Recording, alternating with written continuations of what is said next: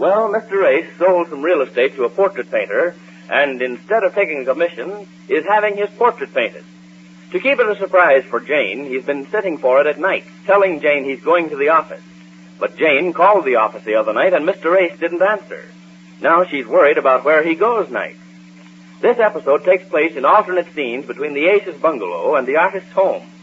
But first to the Ace's, just at dinner, where we find Jane and her friend Marge. Listen.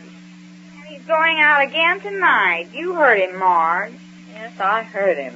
Look, Jane, I think maybe I was wrong in advising you that you shouldn't ask him where he's been going. Oh, no, you said a wife shouldn't let her husband know she worries about him. But you are worrying, and you're getting me worried, too. I think it'll solve the whole thing if you just come out and ask him to lay his cards on the table. This is no time for games. I should say I won't. I tell you, it's got me curious, too. Just ask him where he goes to attend to this business he's Oh, no. Well, tell him you called the office last night and he wasn't there. Tell him that I should say not. I'm going to find out without even asking him. You are? How? You'll see. Just wait till he leaves here tonight. Wait till he leaves here? Why, Jane, you're not thinking... Come here, quick. Where? What's that? Look out this window. Where? I don't see anything. See our car over there? Yes. See that other car over there? Where? I can't... Oh, yes. What's a taxi? I'll say the world's a taxi. Do you mean to say you're... Oh, here he comes. Hush, Marge. Yes, it is a beautiful night out. The moon is. Oh, hello, dear. We were just looking at the weather. Yes, well, I've got to get out into that weather again tonight, and I'll be glad when I can spend an evening at home, but business is business. Yes, business is business. Yes, and I have to go to it. In that new tie. What? You've been wearing that same new tie Mother gave you for Christmas every night. Oh, yes. Well, I like this tie. You know me. Once I get hold of a tie I like. Oh, yes. Yes. Well, You're going to be at the office late tonight? Well, rather. I'd like to get all this business cleaned up as quickly as I can. Well, good night. Maybe you better not wait up for me, Jane. Oh, nonsense. We'll wait till you get back. Well, I may be a little late tonight. I have to depend on the mood, or to do my work in, I mean. I guess I better hurry. Well, don't drive too fast, dear. Too fast? I mean,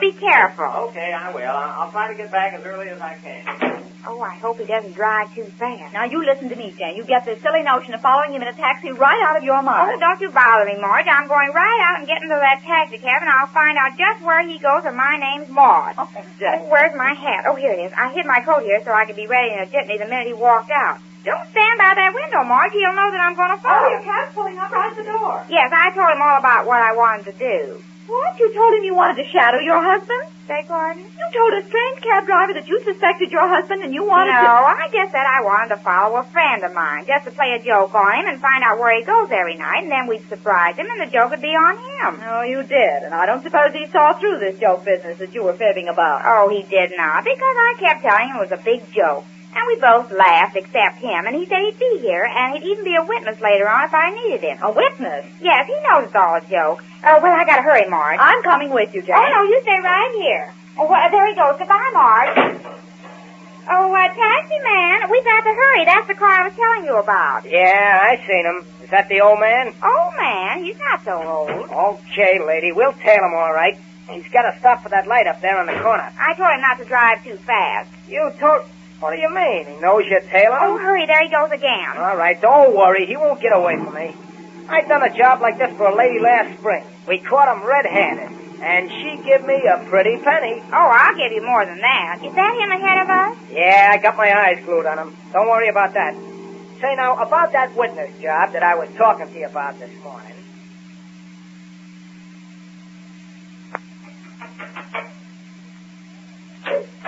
Well, Mr. Ace, you're late.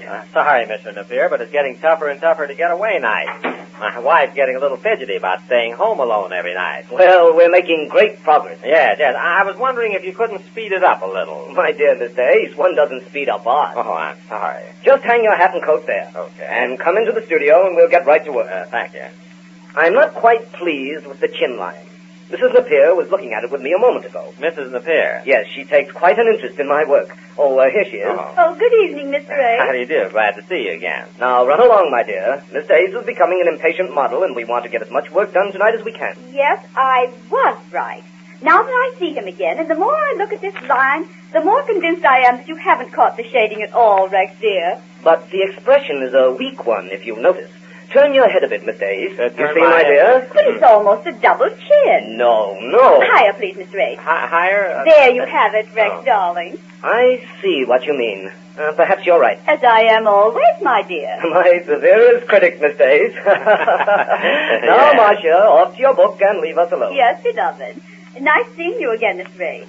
Thanks for the interest you're taking in my portrait. Not at all. After all, it is my husband's work. Good night. Good night, my dear. We may be late again tonight, so if you get tired reading, you run off to bed. I will. Now, if you'll take your place, Miss Ace. Yes, I was just looking at this picture here. You did sort of give me a double chin. Well, perhaps we can correct that. Sit up. That's it.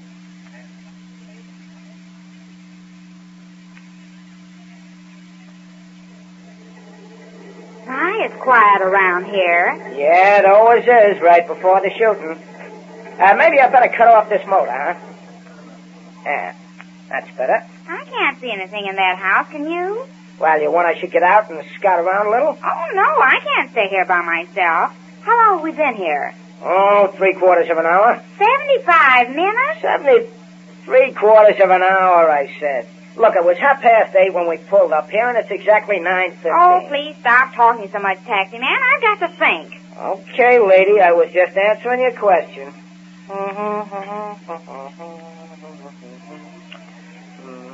Say, you know, I'd turn on the radio if I had a radio in my hack. No, this is no time for radio. Okay, take it easy. I haven't got one. I've been thinking about putting one in, though. Might be a good investment. Maybe I can make enough out of this thing tonight to put one in. Now, about that witness business I was talking about, I'll do the whole job for you for $50. That ain't too high, considering I'll have to show up in court a couple of days, maybe talk it over with your mouthpiece. You'll get value received. I can guarantee you that. I'll tell them exactly how we trail into this joint and everything. How about it, lady? Beg pardon? $50. $50? What do you mean? Not a cent less. For what? Why, I could almost buy a car for $50. No, you don't get me. I mean $50 for the whole job. The hauling tonight and appearing as a witness.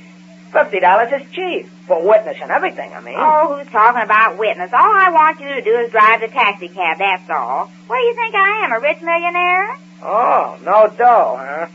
Well, I just want to remind you that meter's still ticking away. Oh, please don't talk to me. I'm thinking. Okay, lady, I get you. Oh, what time is it now? 9:20. Oh, I wonder how long we'll have to stay here. Well, I'll tell you. The last lady I done a job like this for... Oh, look, didn't that light just go on? Yeah, I think so. There's a light around the side of the house, too. Hey, you want I should go over and kind of scout around? No extra charge as long as the meter's running. No, I won't sit here by myself. Well, I could just run up and see the name on the mailbox or something. I know his name. No, not your old man's name. Say, you ain't kidding me, are you? I wonder who lives there. Well, I could run up and ask him. No, we'll just wait right here and see where he goes from here. Okay, lady, have it your way. Now, remember, the minute they come out, you'll have to follow them. I get you, lady. Mr. Napier, if you don't mind. Huh? Oh, what's that? What'd you say? You remember me, the fellow with the broken back? How much longer do I sit here this way? It's past 10 o'clock. Oh, I'm so sorry. I was so intent I didn't realize. Yeah. Relax for a few moments. We've made great headway. Yeah, maybe headway, but my back isn't the back I came in here with. Can I take time out for a puff at a cigar? Of course. Step down, relax. Thank you. Care to have a look at it? Yes, I'd like to. I want to finish up this bit tonight and start on the... Oh, confound that phone. Marcia, my dear, would you mind answering that? I've got it, Rex. Thanks. Now, what I was... Hey, this is all right. Yes, I'm quite pleased with it myself. Kind of startling, isn't it? I mean, as a surprise for my wife, I can see how she'll really be surprised coming home and finding this hanging in the living... Rex? Yes, what is it? Oh, it's my sister again. Another spell. I'll have to go to her at once. Oh, I'm sorry. Oh, someone ill? My sister. She hasn't been at all well. We're so worried. I'll probably stay the night with her, Rex. Of course, my dear. I do hope I'll be able to get a taxi in a hurry. I'll call one, my dear. You go and get ready. Please do. You'll excuse me, Mr. Ace, won't you? Of course. I'm sorry to hear about Yes, I'll phone for a taxi if you will pardon me. Oh, I say I may be able to save some time for you by driving Mrs. Napier to her sister myself. Well, yes, you might. Oh, this is so upsetting, I'll probably not be able to work anymore tonight.